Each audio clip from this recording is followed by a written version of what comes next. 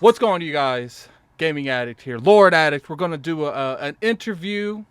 You guys know I've been doing these a little bit more here lately. I want to bring more coverage to the industry on, titles that I would say is in corners of the market that isn't played as much. I do feel like turn based is slept on, like hardly slept on, and I feel like I want to bring it up, man. I want to lift it high. So we're gonna be interviewing two of the devs off of Phantom Brigade. Obviously, I got PD here from the Iron Lords podcast. He does a lot of good work over there on the lordsofgaming.net. First off, I would really, let's get a little bit of background from Addy. We got Addy and I'm sorry, I don't want to butcher your name again. uh, could you Nikita. Nikita, Adeline, Nikita. So give me a brief, summary where you guys have came from, because I did notice that when I definitely went over there and I looked a little bit on uh, you know, any outlets that I could see on where the Mhm. history you guys have came from. What are other titles in this industry that you guys have worked on before Phantom Brigade? You wanna go or? Sure, I can go first. Mhm. Pretty much, so I'm relatively new to the industry, but I worked on at Sega for a bit and also on some other projects, mostly on strategy games like Motorsports Manager or Total War stuff as well, and then moved to Vancouver to work on Phantom Brigade. Mhm. Oh, I did see when I was looking up, but it looked like you used to be in the QA of Sega. I think that's Yep, what I saw. yep. That's interesting. I really that's cool. What about you, Ad? What stuff that you've done in the past? Yeah, so been working here at Brace Yourself Games for many years now, and working on Phantom Brigade, of course. And previously, before that, I worked on Universe Sandbox 2 and Kerbal Space Program, and then a bunch of other ones that are various NDA contracts and stuff I've worked on over the years. Been in the industry for quite a while now. That's good. We got us a vet here, man. We got us a vet here. I've always went in the standpoint where I do feel like people don't give developers enough credit. Like obviously, we can only go off what we know. A lot of people don't really know how what goes into the process of making a game, and it's a very time-consuming process. And I feel like people expect like they snap their fingers and it just works.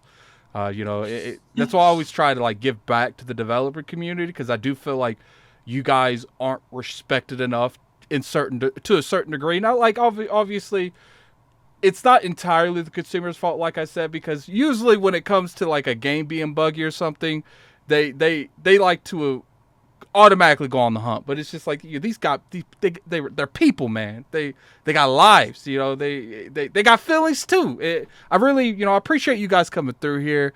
One thing I want to go into Phantom Brigade. And I got a pretty good selection of questions here, and I'm sure PD got his own little questions. But first thing I want to really talk about is like what was the inspirations for Phantom Brigade? Was there any particular games that like inspired you guys to make this type of grid space game? Hmm. Yeah, one of the biggest inspirations was Front Mission, specifically the older Front Mission series, like Front Mission 3 and 4, and also Front Mission 5, which was not really released in the West. Aside from that, the Mech Warrior and then BattleTech, the tabletop version, because when we started it, BattleTech hadn't had a game come out. They weren't working on the harebrained scheme ones at the time. And then also just mecha anime in general, specifically like 8th MS Team, I think was one of the biggest sources of inspiration because those were Gundam, but they were more of the real robot genre, more grounded, urban fighting and not flying around in space with, wings and sides and stuff like that. Nothing wrong with that. That's super cool too, but not quite what we were going for.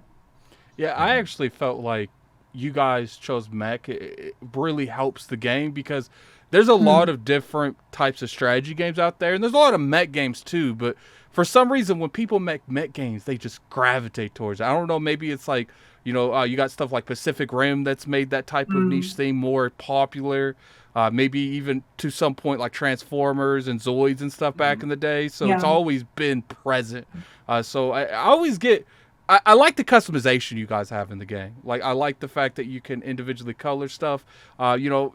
Was that a huge focus when you guys were going into that type of stuff to make sure that with games like XCOM where you can name people, you can have a real sense of value to some of these characters? Was that customization really important? Yeah, that's actually been one of our core design pillars ever since we started the game. Like customization, and that goes all the way down into modding as well. So the game is designed very much, since it is single player, to be something that can be your own experience and to enjoy it as you like. And that includes, naming your pilots, naming your mechs, doing liveries, customization, all the parts.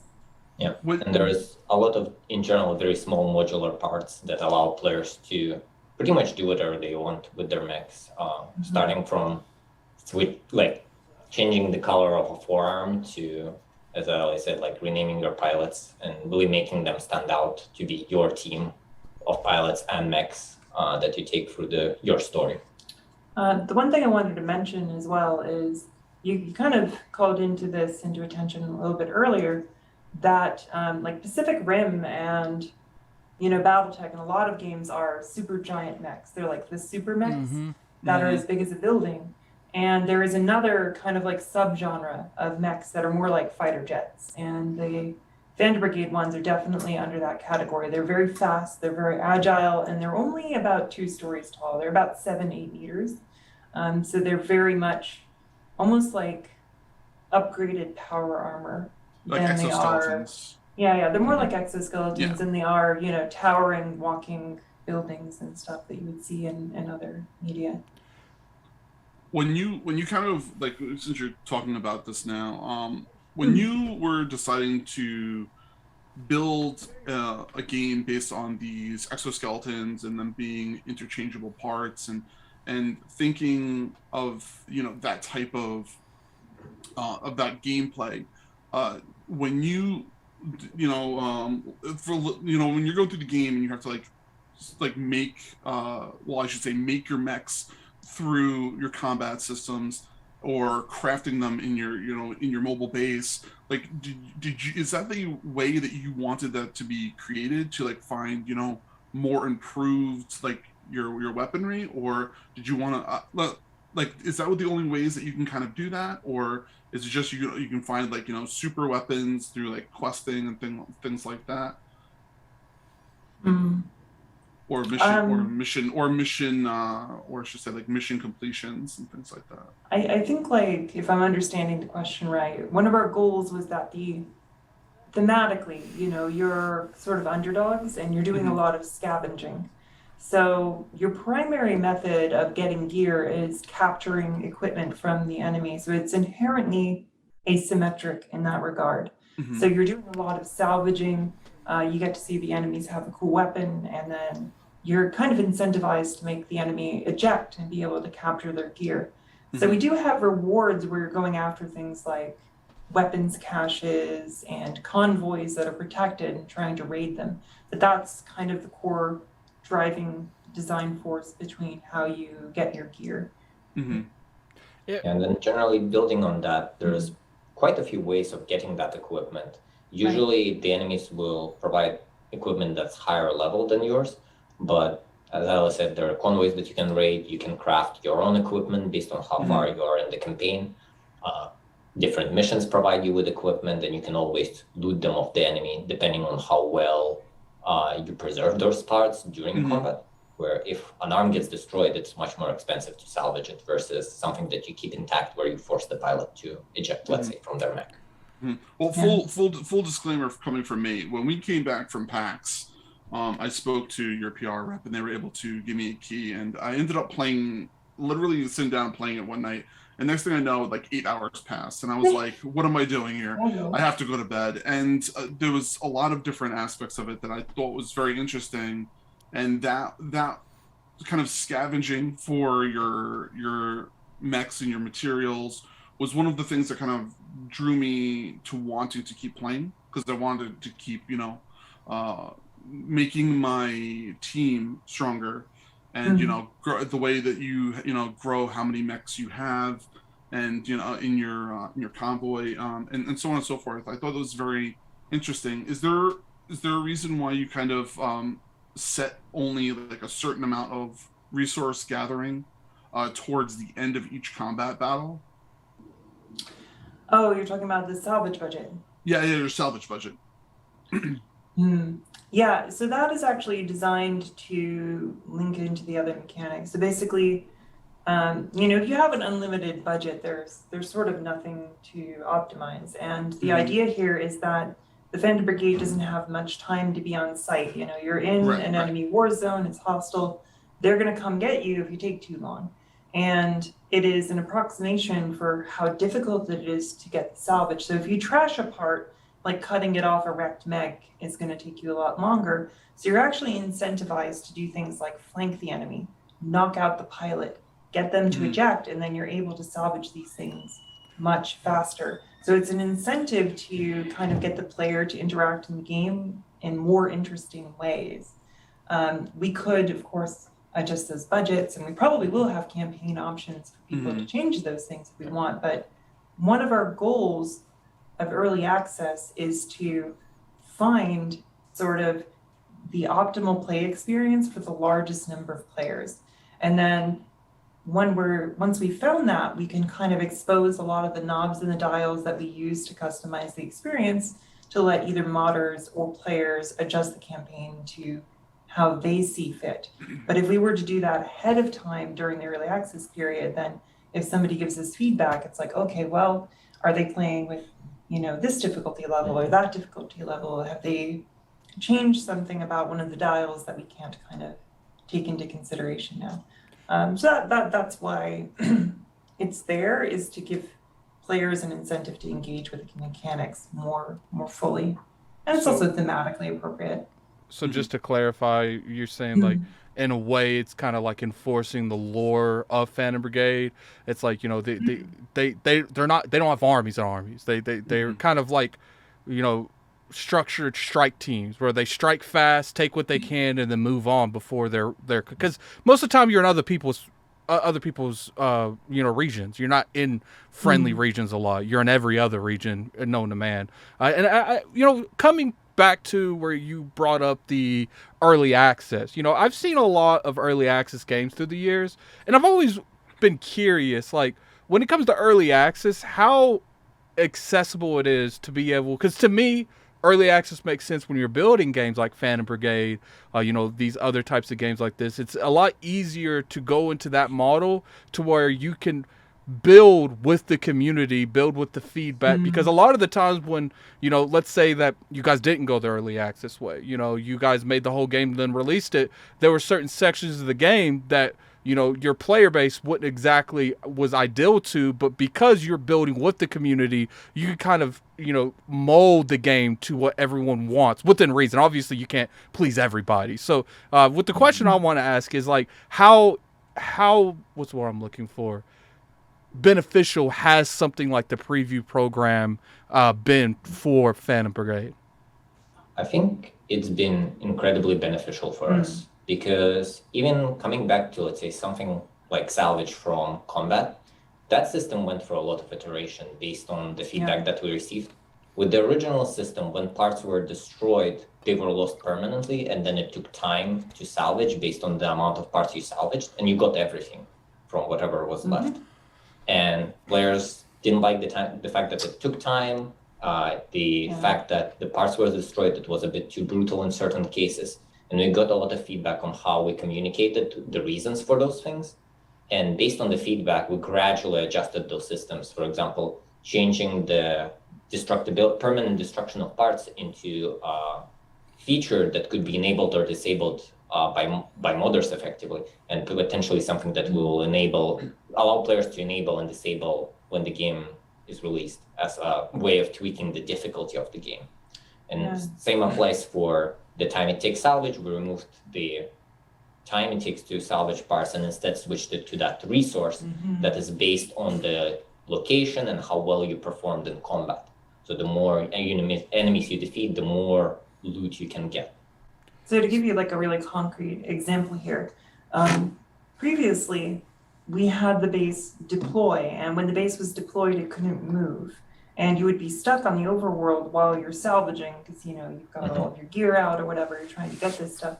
And what we found is that it left the player sort of completely vulnerable, and you would get into this situation where you'd try to salvage, and a convoy or a base or a patrol would come along and they'd see you and they'd attack you, and then you're now in another battle and you still haven't gotten your loot. Next thing you know, you've got like a pile of corpses under your feet, and you're like, just let me salvage these things. So a lot of those things we found through playtesting, and even if we weren't doing early access, playtesting is super important. So we would be doing internal testing, but I think the thing that is unique to early access is that we can put these things out there and we can have a dialogue with the community. We can chat with them in the forums, in Discord, have a conversation, and it's not just like bringing people into a session saying thanks for playing. We have people who can actually spend 8 hours, like you put it, on the game, and then give us really nice detailed feedback. We've often had users give us like essays, literally multiple pages long of like feedback, and it's all been really good. I think the entire experience has been quite positive and has shaped the design of the game quite a bit. In general, it just tests our assumptions about features. There's obviously certain things that we want to achieve with the design of different features, but ultimately we're making a game for the players, for them to enjoy the game, and having their feedback on how they feel about those features really helps us dial in on how to both achieve the things that we are trying to achieve from a design perspective, but also make it in a way that's as enjoyable as possible for those who will be playing the game. Yeah. One thing. This was another one too. Yeah. One thing I am curious is I played a good amount of it, and there's a lot of different access to when it comes to different mech parts, different mechs in general. Has there ever been a conversation where you guys thought maybe we should bring like a void type of thing, like a Zoids, where it's like animal-like mechs in the game?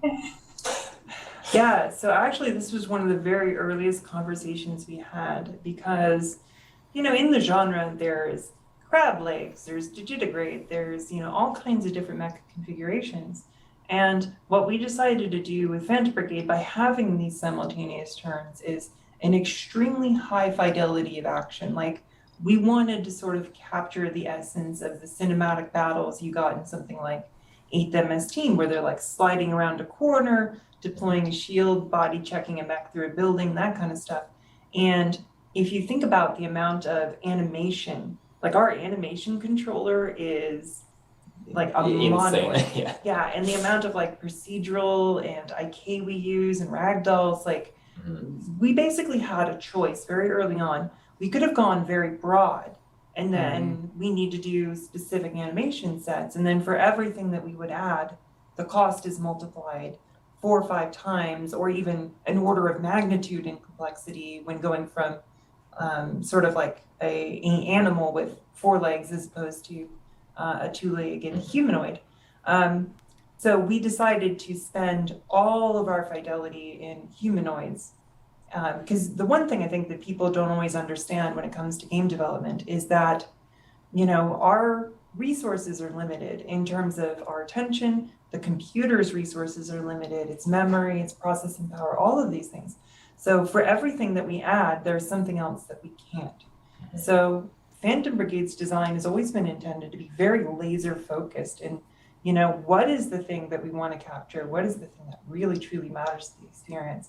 So as much as I'd love to have crab mechs and tachikomas and like all this kind of great stuff, instead we focused on having extremely high fidelity humanoid style animation and really capturing the essence of like people piloting those mechs.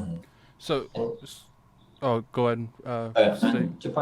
To point out as well, with some things like, let's say, spider tanks is one thing that people often bring up.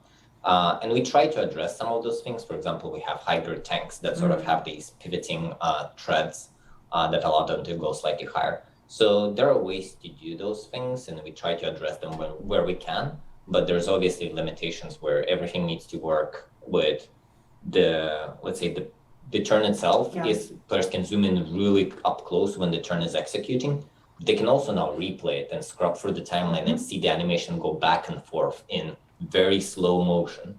So a lot of it needs to be really high fidelity, and as a result, it kind of limits our time quite substantially, or limits our resources. There's also one more aspect to this too, because for every kind of piece of equipment that we make, you know, with the humanoid mechs, it can be used on the enemies, it can be used on the player, it can be used everywhere. So for every ounce of effort we put in to add a new part, you know, you can ensure it is able to be used everywhere. But if we had sort of like different body styles, then there's a high probability that those parts are not going to be interchangeable. And then we would have like, okay, we've added this part, but you can only use it in these specific circumstances. So those become very, very constrained. And, you know, it may not seem like it, but we're actually a pretty small indie team. Like our core team and Fan Brigade's like 5 folks, I think, on average. And then we have sort of external people at BYG who work on multiple projects that help out. So yeah, it's a little bit different. Yeah, so far we've been pretty good with maximizing the potential of all the content that we add into the game. Exactly. Like even with the same hybrid tanks that I mentioned, we have turrets that can literally mount mech weapons in them, just to make sure that we can maximize that those mech weapons are not just limited to mechs, but can be utilized on tanks, giving them more reusability, more potential, more variety within combat. And that also feeds into loot system, because now you can actually use those on your mechs. Yes. Yeah. So just to clarify, I want to make sure that you guys put a lot out there. So pretty much when it comes to, you know, any type of animal like mechs, like at close in development, you was like, look, we want to focus more on quality over quantity. We want to make sure everything's redefined, what we do, and if you keep broadening it out, you know, eventually the quality would suffer. So you guys chose not to do that broad inspector. Because I've talked to a few developers, and they said one of the biggest issues with developing is, you know, developers have a huge creative mind, and you know they want to keep adding. So sometimes you do have to, you know, not necessarily cut, but have direction. And it's like, look, we can do this, and but what do we sacrifice with? So that's pretty much what it seemed like you guys said. Yeah. Yeah, we jokingly call it here in the studio scope bonking, because I think, you know, players might be kind of surprised, but us as devs, we get excited about things too, and we're like, oh man, it'd be super cool to add like, you know, spider mechs and all this kind of stuff. And then we have to like stop ourselves and go, no, like how much would that actually entail? And then if we do this, what can't we do? And then it's like, oh, all right, well, maybe we should actually focus on this thing instead. So, you know, all of these things are very intentional decisions where we've weighed these options and decided where to focus our efforts. With you know, with what you guys are talking about, you know, the more you think about it, the more you kind of realize once you start going down that rabbit hole, it's going to cause, you know, a ripple and a repercussion to multiple different things. And, you know, because you can do so much with it. And that's the really cool thing about, you know, the mech type of genre of things. Because, you know, you could, you know, have certain abilities, you could have certain things happen. I mean, you can have like staff weapons, you can have like all these different things you can bring into this game. And it's very interesting how, and I think that it's very pinpoint of what you've put into the game. And as a gamer and a player, I would say that it is really nice to see how, you know, you've kind of focused on and zoomed in on just that small portion of the mech-based world, if you will.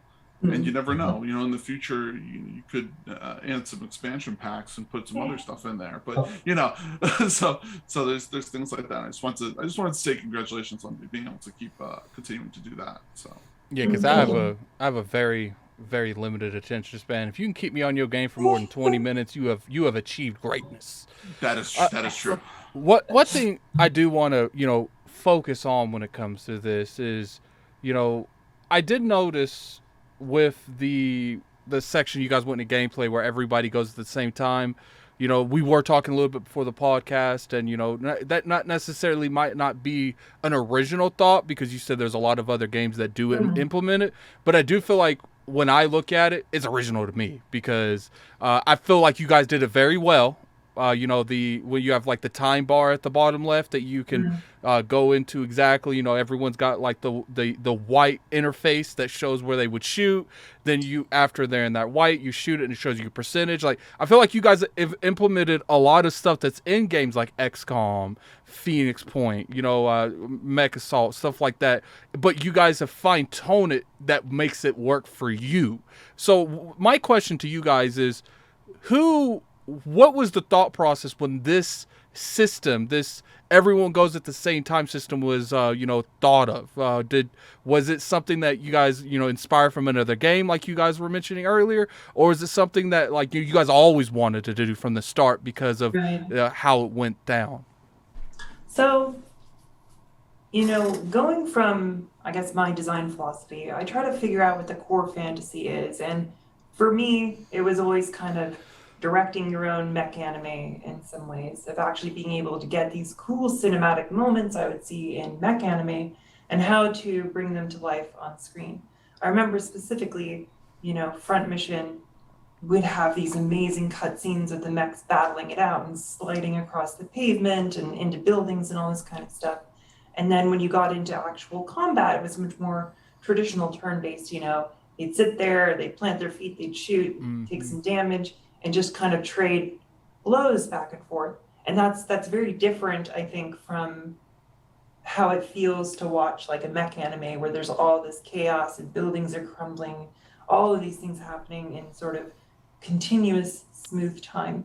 I didn't want to go full real time because I like the ability to plan and to think and to reason about it. So that's why we originally decided to go with a turn-based platform. But Phantom Brigade was originally traditional turn-based, which was you go, I go.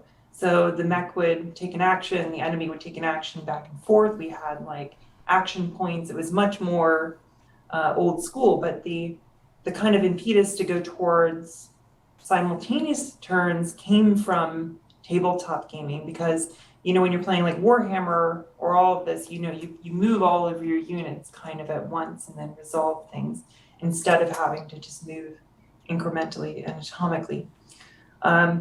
So we did originally build the game completely turn-based, and we found that it wasn't creating the moments that we wanted. It didn't have that kind of like physicality and impact. You know, it felt like these little micro moments, and also we wanted to do this story of underdogs in that you're this small team against overwhelming odds, like a really classic anime kind of story, right? Because in all of these mecha anime, it's always, you know, something special about the protagonist against, you know, a horde of enemies, or they're, you know, the one group of people who's turning the tide of the war. That's like part of the fantasy for mecha anime. And what we found is that, you know, as soon as we added more units, it just drug it out and it felt less fair because, you know, you take a turn and then the enemy gets like 3 turns because they've got 3 times as many units. And if you've played like BattleTech or some other turn-based games, especially late game, you know, it can be kind of frustrating because, you know, you take your turn and then you wait several minutes before you get to do anything because everybody's scurrying around the map and all this stuff is playing out sequentially.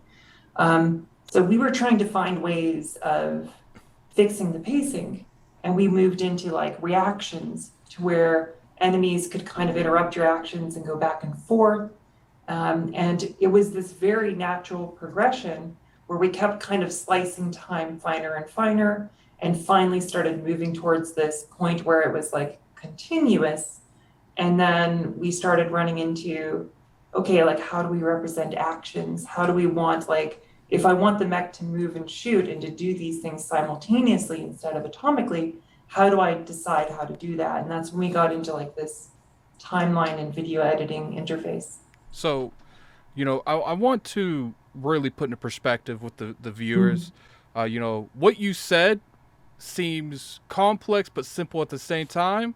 But what I want to know from you guys, and I think, you know, the viewers should know something like this, just something that you described in a couple of sentences, an estimation, how long did it take you to actually perfect in terms of development time?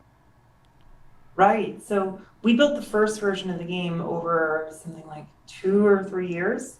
And then we completely rebuilt it from the ground up and redid the combat entirely in a span of about a year.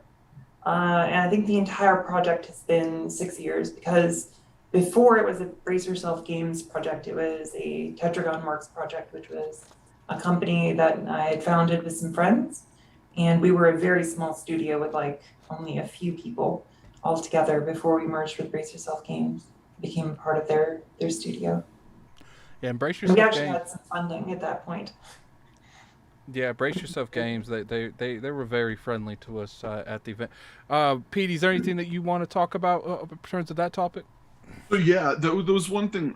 When you created this timeline, how long did it take you to realize of the feature of like the it's not called overcooking. When you Overwatch? no overheat. When Overheat. you the meching for Mhm. overheating and things like that. Mhm. When did you realize that type of like game element was going to be added into Probably the when game? they were destroying the other team. It was like, okay, this is broken. We need something to balance this out. right. Right. So what we very quickly ran into was that the optimal play was to fill up your timeline 100%, which meant that like, what should you do? Okay, well, you should fire every single second and then never stop. But that's not very fun and that's not an interesting decision. And it also isn't really in keeping with the fantasy of, popping out behind a building, timing your shot, catching them at the right moment, all of those things. So we started looking at ways of kind of letting the player pace. And reloading didn't really fit that because you could still fire like 5 and then you just reloaded and then you kind of emptied your magazine and reloaded. There really wasn't much interest there. So we kind of gradually worked on like, okay, well, how do we sort of make the player sort of space things out and make the timing of the shots actually matter? So that's why heat came into the game as a mechanic, was a way of getting you to actually have a meaningful decision to make about when you fired. And you could fire really close together, but that also meant that you were vulnerable for a longer period of time. So it became like interesting decisions, interesting trade-offs. And that literally went through so many iterations, some of those public, some of those not, because we originally had like a system where the mech would automatically shut down and then your mech was kind of vulnerable because they couldn't move, but that was way too punishing because movement is life in a Phantom Brigade, right? And also an issue was that they were just sitting there. It wasn't something for players. They couldn't do really anything with the mech. Honestly, feel like with some of the mechanics that you guys restructured because it would be too difficult, I would consider doing like a hardcore mode where you re-imply those things, or it's like, look, that base is out, man. You might get a little bit more. You might heal quicker. It's like, but they're gonna be on you. I think people might enjoy that if that's something that you guys could do in the future. Well, the thing is the game is completely moddable. Yeah. So like all of those things you could very easily add back into the game by adding your own actions and changing some of the gameplay behavior. You can mod most of the stuff in the game with the text editor. Yep. Quite literally, every bit of content that exists in the game is just a text file. Like you can go and edit it with just the copy of the game that you have in a regular text editor. But then it's also, I think a lot of those features that we did disable are still there just as regular flags that you can check in the file and it will re-enable it. And could be reconfigured back to those settings if players want that. Yeah. Well, our design methodology is like if it's basically the same cost for us to just leave something an option or a toggle, then we do that. So for instance, we didn't say permanently remove the parts being destroyed completely. That's an option that you can just check, and we can put that behind a UI and actually have like, oh, here are campaign options. Do you want parts to be permanently destroyed? Yes, no. Because right now it just increases their salvage costs, but you can even adjust the costs and it's completely configurable. And I think a lot of our decisions when it comes to that stuff was pretty much focused on creating as many interesting possibilities for players to make cool decisions. when they play the game, rather than things like, oh, I just need to manage a bunch of ammunition now, or I just need to wait without doing anything, or it's incredibly punishing for just a small bit of interesting gameplay. It's kind of trying to move everything into the direction of like every single point where players interact with the game, they need to make a choice, and that choice has consequences. And there's some amount of granularity, but not too much where they go into analysis paralysis. So one thing I want to give my hats off to you guys is you guys have successfully, because there's a lot of like accessibility stuff going on, you know, opening games up to as many people as possible. You know, people might, you see it a lot of times with other franchises where, you know, they want to have more people buy their games. So they kind of might, you know, scale some features back just to make it a little bit more, you know, easy to a certain degree to, you know, to get people to try the game. What I like what you guys did is like, you kept the core foundation at its true, but you was like, in order to make the game more accessible, we'll give you options. You know, in order to make the game more accessible, you know, instead of doing a turn-based, we will do kind of a hybrid type of combat to where if you do want that action-paced stuff, you can get that because everyone's going to go at the same time and you're not going to feel like, you know, you couldn't do nothing about this person because you knew exactly where that person was going. And I have to give that all to you because I honestly feel like that's not easy to do, especially if you go around and you see the industry changing as much as it is. I like how you guys found something and you adapted it and it made it your own. So there's one thing I wanted to clarify there, because when you say accessibility, that means, I think, perhaps different things to us and to you. So when I think about accessibility, I'm thinking about making the game able to be enjoyed by as many players as possible when it comes to, like, support for like color blindness and how are we making you like click and hold and, you know, actual accessibility in those regards. But you know, there is another side of it, which is how easy is it for somebody to get into the game. That's what I was referring start to. enjoying it.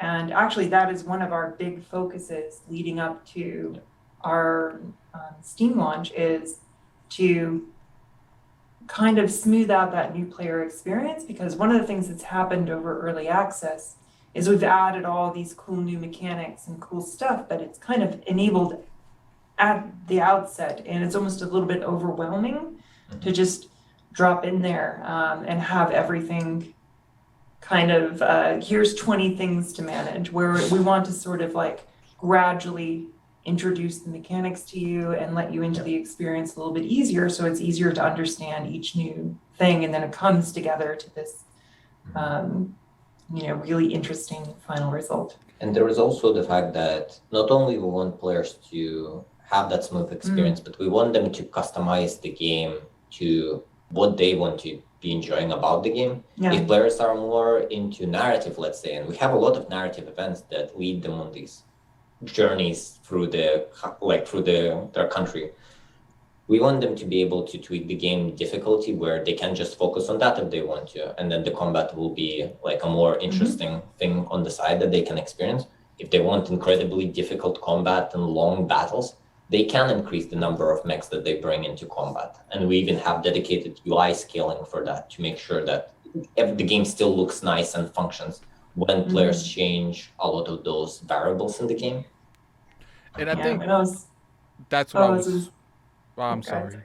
I think that's what I was highlighting. Is you guys, because I've seen what franchises I love, you know, they kind of go away from what made their game unique and try to like broaden it with, you know, turn-based to action turn-based, or, you know, try to do as much as they can to make the genre more appealing. Maybe I should have chose my words a little bit different. What I like for you guys is you guys gave more options instead of doing that. Like, I feel like, you know, because I've been keeping up with the game for a little bit. I do feel like you guys have always said, this is the game, and we're going to broaden it to make it more appealing to other people. Yeah, I think it's by the nature of how small the team is and how limited our resources are. To some extent, there is a lot of conscious decision making about how we approach different features when we decide what to add. But there is a very strong limitation of how much we can add within the limited time frame. So we really need to pick our battles when it comes to those things. And fundamentally, if we already tried a feature and it's interesting, but maybe not necessarily what we see as the core, as part of a core feature set for an average player, we might as well add it as an option, because the functionality is already there and somebody potentially can enjoy it, and it gives more flexibility for modders to tinker with those systems and combine them in interesting ways. Well, there's one point I wanted to bring up here, is that when it comes to design, there is a lot of different goals and also styles of design. And specifically speaking, there are designers who have a very specific experience in mind, and they really want the player to experience it. You know, like, oh, when they come over this rise, I want them to see the sunset, and everything is going to be just so. The kind of design that I am partial to is more along the lines of, you know, letting players make their own fun. I want it to be almost like a mecha toy box or sandbox for you to have fun in, and all of these premises and things that we're doing is like good reasons and justifications to make you do cool stuff with mechs, and to have explosions and fun and blow things up, and just like, you know, it's almost like a toy box. So that's kind of how I approach the design. And with that mindset, you know, why not have it your way? Why not make it customizable? It is a single player game. So we're not really under those same constraints of trying to make sure that there's like, you know, one very specific experience. I think those games are a lot more replayable too. Because it feels like you have more control over what you do. Because I noticed, like, especially with like the XCOM franchise, after a few years of it being out, they own like the long war expansion thing, where it's like just a bunch of updates. And I feel like, you know, that's something similar what you guys have done, where, you know, you guys give them give the player more options to how they want to play, not necessarily what type of game they want to play. I do want to go over a little bit of you know, because we're about to play this out. Just a little bit of feedback from me playing the game. Now, obviously, you guys don't have to comment on anything. If any of these are in the development, if they're not, that's fine. I don't want to put you guys on the spot like that. But I did see, I feel like the pilot system is unique, and I feel like it's got a lot of potential. Is the pilot system itself something you guys are going to look at in the future? That depends on what you mean by pilot system, because our current updates are focused on pilots. We're adding pilot cameras, and we're adding a pilot health system and things like that. We are hoping to do even more after we launch on Steam, to kind of enrich pilots. And we're still working out the exact details of what that's going to be. Yeah, but yes, we do want them to be characters. Yeah, right now. I feel like that's definitely something that you guys could really, you know, expand on. Something like you see on Titanfall, where there is like a relationship between the pilot and the mech. You know what I'm saying? Like maybe the pilot has like certain perks or something. Like I feel like if you guys are able to in the future to like really give the pilots, you know, maybe not even necessarily. I would say like you look at something like Diablo, obviously completely different. I'm just let me finish before you judge, okay? Like when you do a loot system or something where it's like you got commons, uncommons, rares, legendaries. Like it would be cool to see like a system like that implemented with the pilots, where, you know, depending on what pilot you have, you can have a different outcome if you would have had something different. If that makes sense. It does. Yeah. So anything you want to say about this, Speedy? We right now, I do know that you had to walk away for a second. Sorry. We're currently talking about feedback that you would want to give them. Feedback. There was a couple of questions I had, and I didn't know if you guys spoke about them or not. Did you talk about the PvP? Were you guys thinking about ever implementing that with other people? You know, being able to create their own mechs and kind of figuring out a way that it would be very similar to turn-based, but at the same time, you know, you both have your own timelines that aren't, you know, that the other person couldn't see, but more of like, you know, going against another player. Because, you know, I would love to see, you know, like a mech just smack into another mech and throw them into a building. and like, you know, you're doing that against another person and something that they weren't expecting. So on that note, one of the other decisions we made very early on in development was whether or not we wanted to approach multiplayer. And we decided against it because the game is extremely physics heavy right now. With every bullet being simulated and everything going on simultaneously and the buildings collapsing. And those are actually very, not impossible, but that kind of stuff is very hard to properly replicate across the network. So we kind of made the decision not to do that. But interestingly enough, we have dev tools in the game. And one of the ways that we tested initially before we had AI is we would just do local competitive. And you can just like use Steam remote play or share your screen with somebody and then have them plan the enemy turn and then you plan your turn and then execute it. So you can play kind of collaborative like that, but actually doing networked where it's, you know, synchronizing the data between two clients and then you're sort of like, that's just outside of the scope of what we're focusing on. Actually, what would be interesting, I don't know semantics how hard this would be because I'm not a developer. You guys are the ones doing it. It would be cool, interesting, like, you know how like a Madden has a franchise where someone plays the games and someone else plays. Obviously, there's times where they play each other, but it would be cool if you can like implement like a co-op system, maybe not a multiplayer, where they're not on the same battlefield as each other, but they're fighting different battles that they have to constantly like switch back and forth between. I don't know if that makes sense. That was one of the questions I've written down, so it's funny that you said that. So yeah, there is some like, I don't know, I shouldn't even mention it because.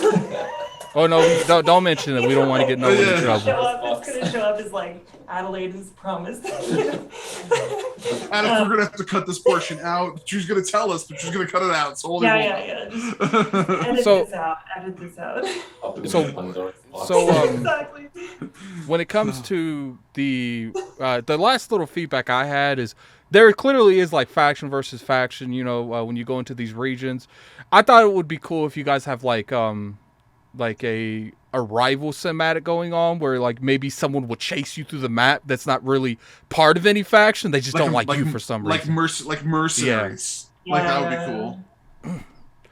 You know, I just hope the game does really well. I'll leave it at that. Yeah, well, obviously, it's like I said, like these are just feedbacks that I have. Obviously, some of them. One thing I wanted to say is like, you know, the one thing I try to do when I design games, and Vendor Brigade is in particular, is, you know, the great thing about it is we can go in so many directions, right? Like if the game does really well and people love it, then we can say, oh, okay, cool, let's add mercenaries, let's add rivals, let's add these things. And I think it all works very well with the systems. So yeah, I would love to be able to do those things someday. So we'll see. And in general as well, to reiterate on a point where the game is incredibly modular and incredibly moddable. So from our perspective, we're obviously very limited on what we can add within, like we want to add those things, but there is time constraints and resources that we need to take into consideration. But when the game, it's out there already, but when it will be also on Steam, players can add those things, like modifying which faction controls a province is effectively a string, just like a bit of text in the text files that you can change. And then with some tinkering in the data, you can add a new faction and like introduce a third faction into the combat and the systems will sort of take it from there and utilize that data in a way that would allow the combat to play out in a sensible manner. So it's kind of also like whichever directions modders want to take it, there is all the opportunities that we think about when it comes to where the game can go. They can take it in those directions as well based on what they want the game to become as well, and kind of building on that idea of them customizing the game for themselves. There was one other thing that I wanted to ask you and think about and something. I think, like I was saying before about the collision mechanics, I think that they are really, really kind of unique because of the way that you have the physics of, you know, one person being able to do one thing, the other thing, another person being able to do another thing, causing this collision. Has there been talks about, or a thought about, or is this something that, like we were talking about before, once you go down the rabbit hole, it's a bad idea, of doing like some type of melee type combat, or like a grappling type mech that's going to be able to push them or move a person, or something along those lines? Because I was just wondering about that. So the one thing that we found is that we added a lot of this physics simulation, and then emergently we noticed players doing things. For example, people would put their shield up and run into another mech to knock them down. And then this is a good example of early access where we said, oh, okay, players are doing this. Let's make this into a mechanic. And now we have like weight classes, and it's very clear who's going to win those engagements. But that's all based on the underlying physics that we put into the collision system. So that sort of thing, absolutely. Aside from that, it's hard to say. Yeah, I think it was fantastic. So, sorry, Alex.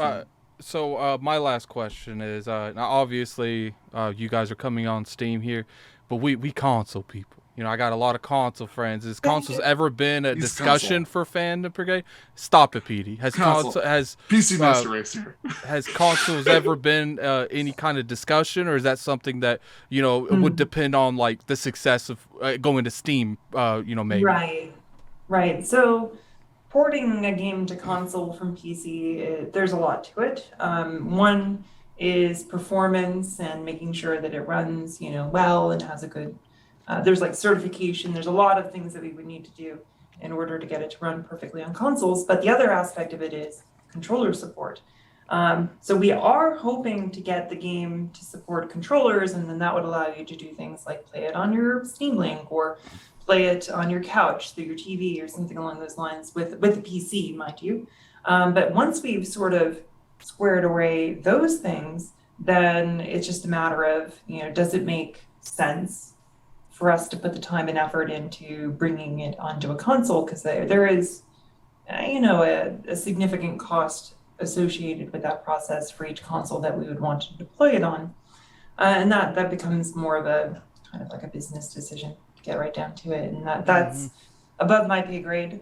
So, I just try to make the best game possible. And we did design it to be able to be played with a controller, so you can read into that whatever you wish. Yeah, it's like I said, I knew if I didn't ask that, the comment section would be like, what about Xbox? What about PlayStation? So I'm going to nip that already. I love it. It would be great, but we'll see. So we're going to go ahead and, wrap this up. First off, I want to appreciate both of you for coming on. I know you guys are busy people.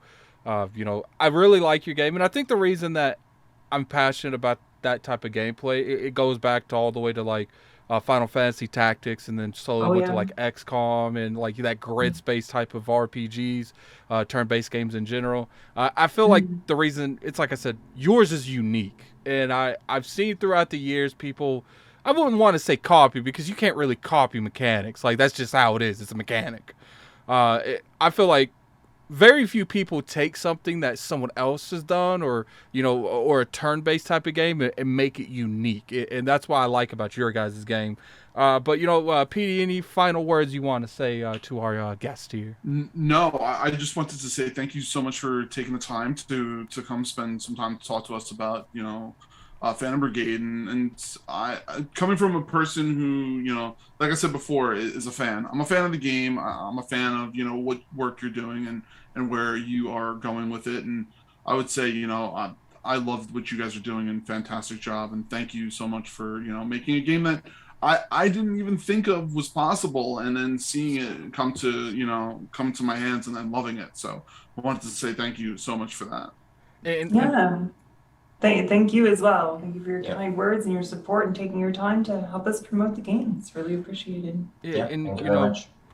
Feel free to plug any social media aspects that you guys have. I know some people are a little bit more, I don't want my social media out there. Like if you have a Twitter or something you want to promote. I guess there's the Brace Yourself Games Twitter and the Phantom Brigade Twitter. Yeah. Okay. Yeah. Nothing. I don't know. Nothing personal to promote. Okay. So once again, I want to appreciate you guys coming on. We're gonna go ahead and end the show, and